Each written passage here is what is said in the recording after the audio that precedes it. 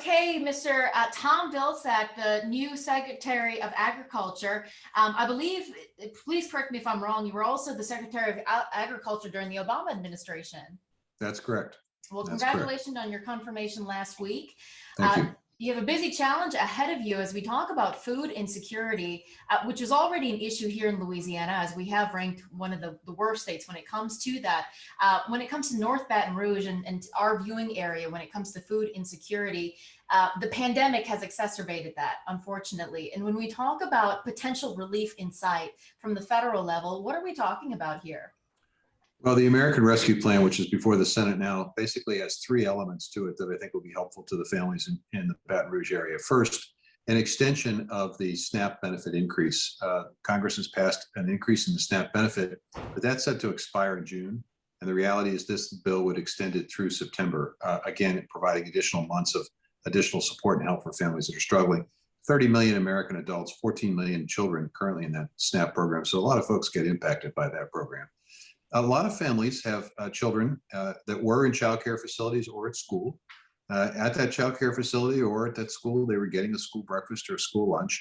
Now, with schools closed, child care facilities not open, those children are back home. And parents are incurring additional expense for food related to those meals that would have otherwise been provided someplace else. So we have what is called the pandemic EBT. It's a card that basically provides opportunities for families to purchase a little more food at the grocery store to offset the expenses that they now have. That pandemic is also going to be increased and available for a longer period of time, and also will provide a support and help for children under the age of 6. It was initially just for school-age children. Now we're dealing with youngsters under the age of 6, so it expands that opportunity. Then finally, the bill provides additional resources for the program called the Women and Infant Children Program, WIC. That provides nutritious options and nutritious choices for pregnant women, young moms, and their children. And this basically would provide additional resources to increase the benefit, as well as increasing access and outreach about the program. Because right today, only 50% of the people who are eligible for that program are participating. So we want to make sure those people who could get some help are getting the help. So if this plan passes, what would be the timeline for people actually receiving those benefits? Pretty much immediately. On the SNAP benefit, that would just simply continue as is, but it would continue beyond the June 30th deadline.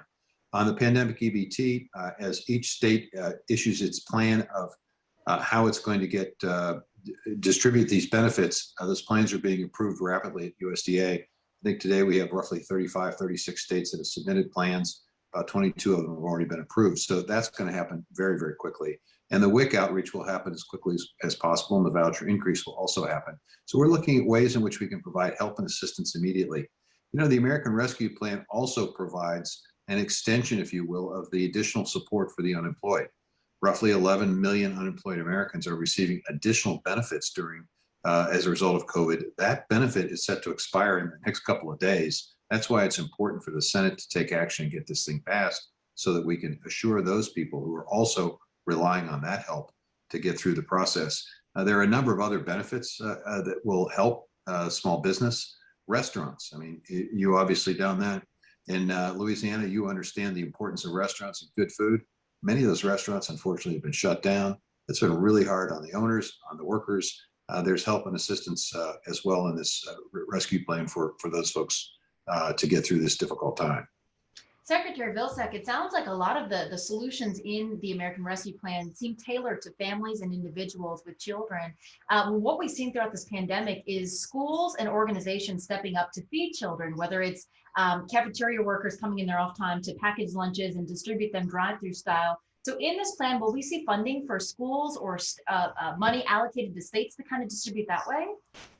Additional support, obviously, for state and local governments and schools as well, to basically get them through a difficult time, as well as additional support potentially for food banks and food pantries to basically ensure that they not only have additional supplies to provide to families that are hungry, but they also have the infrastructure that will allow them to accept perishable items. So there's the entire supply chain, if you will, the entire food supply chain could potentially receive help and assistance. In addition, there are a number of producers who have not received as much help from previous COVID packages, farmers, ranchers, producers. This package would provide additional resources to USDA to address those unmet needs on the part of specialty crop producers, for example, on the part of those in the supply chain, processing facilities to make sure they have adequate protection equipment for their workers, things of that nature. Would we see anything in the American Rescue Plan that is tailored towards farmers, as we have quite a few different farmers here in South Louisiana who have been hurt by the pandemic, not only with that, but with the severe weather too? Well, there are a couple of things. For socially disadvantaged farmers, farmers of color, there is an opportunity potentially for debt relief, which would come not just addressing the issues of COVID, but also addressing the long-term inequities that those farmers have had to face because of discrimination and the cumulative effect of discrimination. There's also additional opportunities, as I said, for the entire supply chain. So there are farmers who have not received much help that will receive benefits. In addition, we're in the process of also continuing to distribute resources under the previous COVID relief packages, and we'll be making some decisions on that very shortly, and getting resources out to farmers who are suffering. So the issue here, we're facing two issues here. We're facing a healthcare crisis and an economic crisis. The rescue plan, along with the other COVID actions, designed to get us through the economic piece of this, and then encouraging, obviously, people to vaccinate. The more we get folks vaccinated, the quicker we can get on the other side of this and basically get back to whatever the new normal is going to be. Secretary Tom Vilsack, thank you for your time today. We appreciate it. Thank you. Have a good one. You too. I'm Liz Coe. Thanks for checking out the WAFB YouTube channel. Hey, why don't you subscribe while you're here? Go ahead and click on that box and you'll get the latest updates on when we go live. Make sure you download the WAFB News app for the latest updates too.